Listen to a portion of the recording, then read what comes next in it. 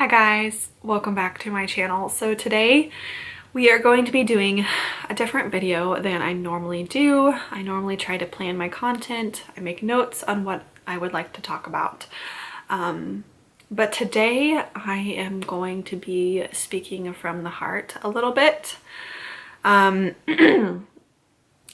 postpartum depression and anxiety.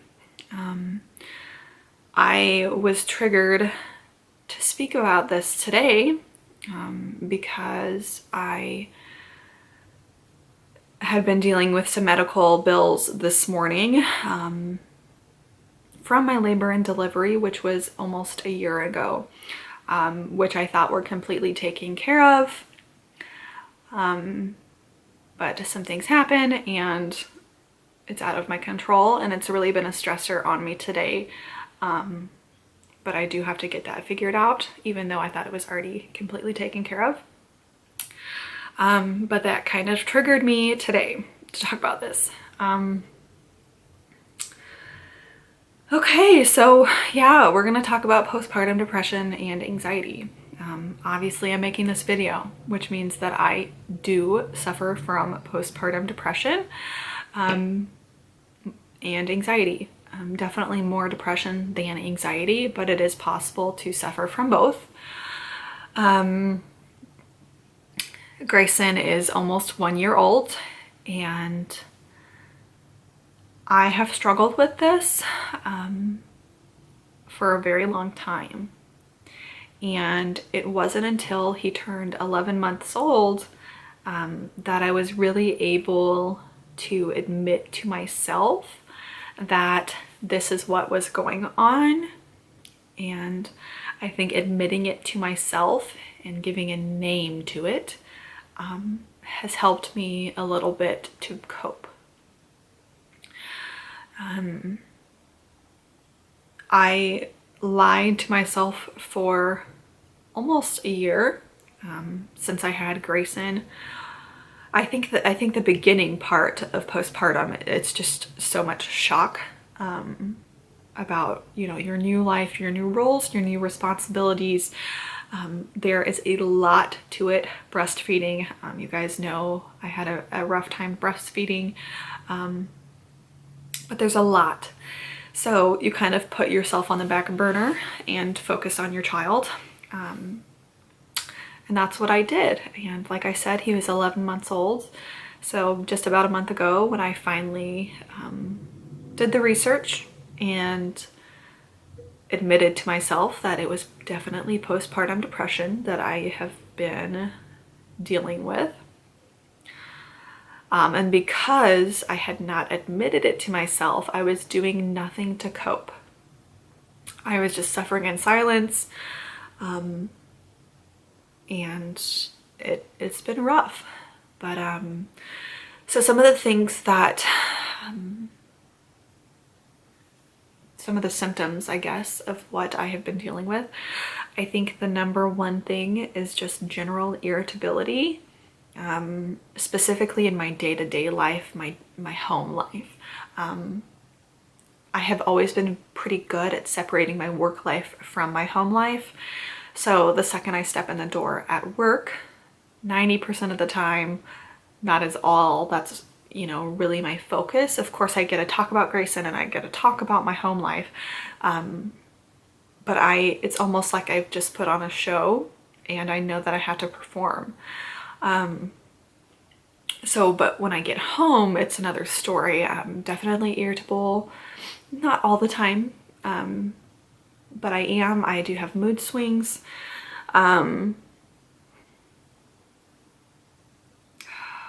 Anger. I would say that, anger is something that, it's so hard to talk about because people just judge so harshly. I'm aware that I get angry sometimes. And so because I have an awareness about it, I really try to do the best I can, especially with Grayson, not to let that show through and to just have that awareness, that I'm angry. But how I represent that and how I show that is important. So and that's not to say that I'm not perfect because or that I'm perfect, because I'm definitely not. I do slip up sometimes, but I do try to not let that get the better of me, but it does exist. It is there.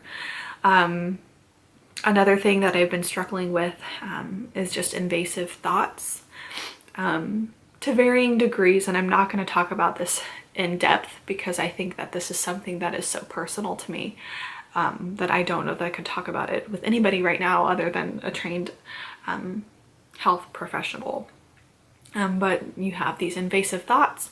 You think it for just a split second. And then you are like, oh my God, I can't believe I just went there. But you went there, and then you're just in shock that you would think that way. And then you're also just angry at yourself for thinking that way as well. So again, I would have irritability, intrusive thoughts, anger, mood swings. Mood swings again more when I'm at home than when I'm at work. I'm pretty good again at keeping it cool at work. But in my home life, I pretty much know that if I have a good day on Monday, Tuesday is going to be a bad day. It just is. Monday, I could be killing the game, killing it.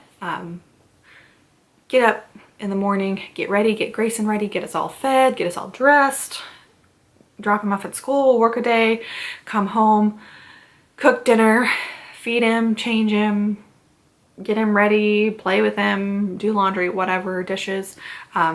Maybe I'll have the same schedule on a Monday and a Tuesday.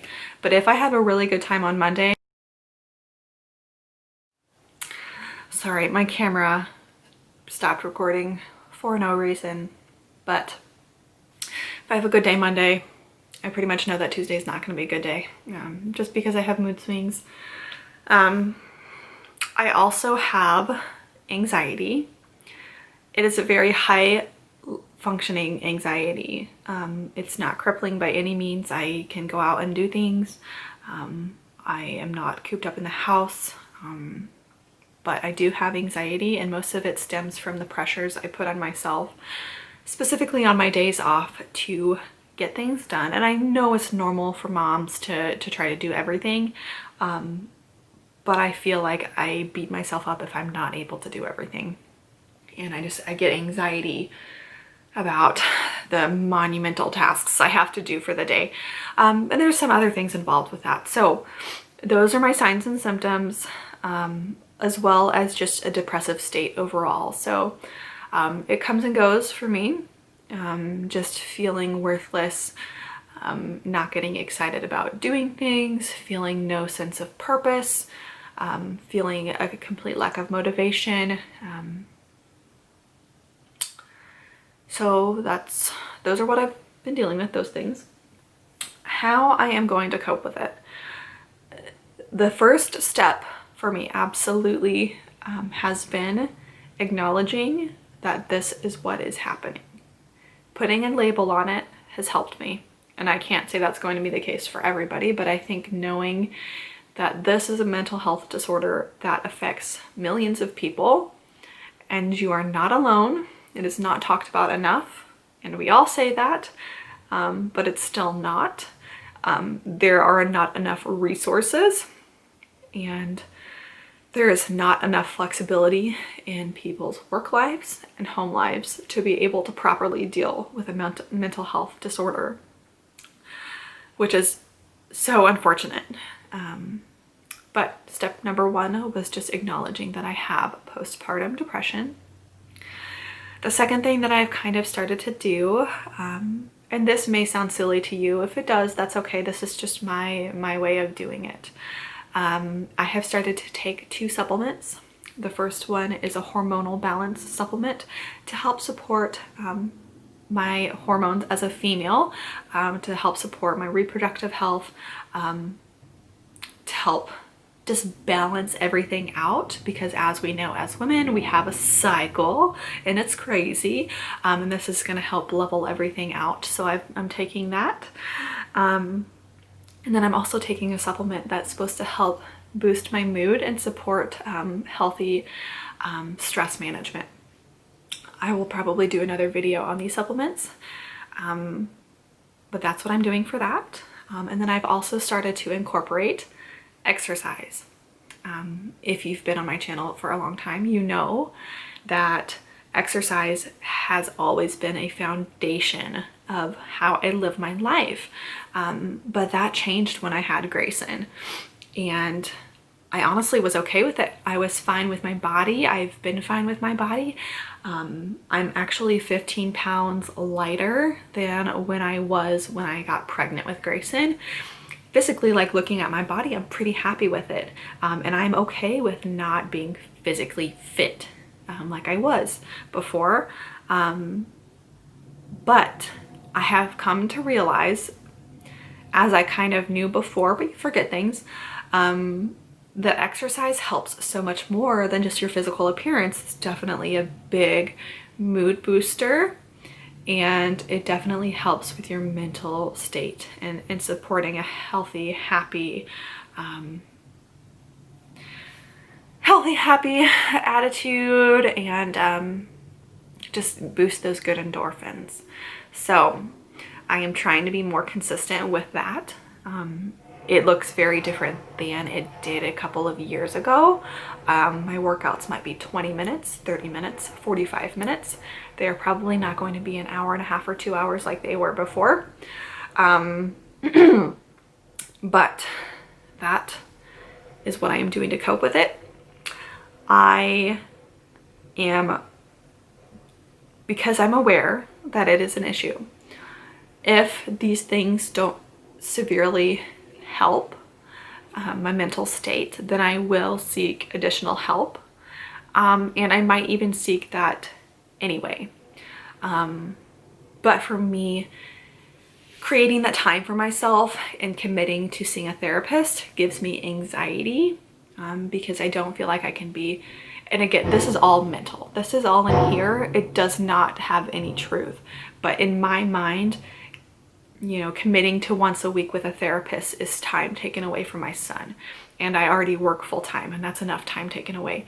So it does give me anxiety to commit to a therapist. But I hope that I'm able to reach a point where I am okay with that, and maybe I'll be able to see a therapist. But I've started to ramble at this point. I'm making this video because I hope it helps somebody. If you're watching this and you have similar symptoms, maybe speak to somebody, or kind of just sit down and think about the severity of your symptoms.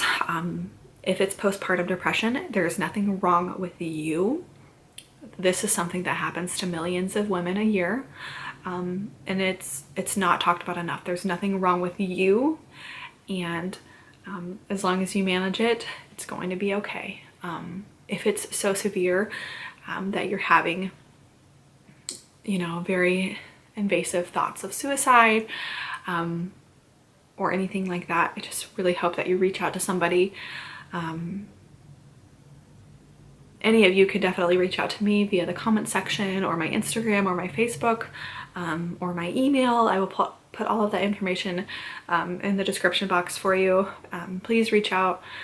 It would make me feel so good if I could help somebody deal with this, and it would probably help me to talk to you about it. So it's a win-win. But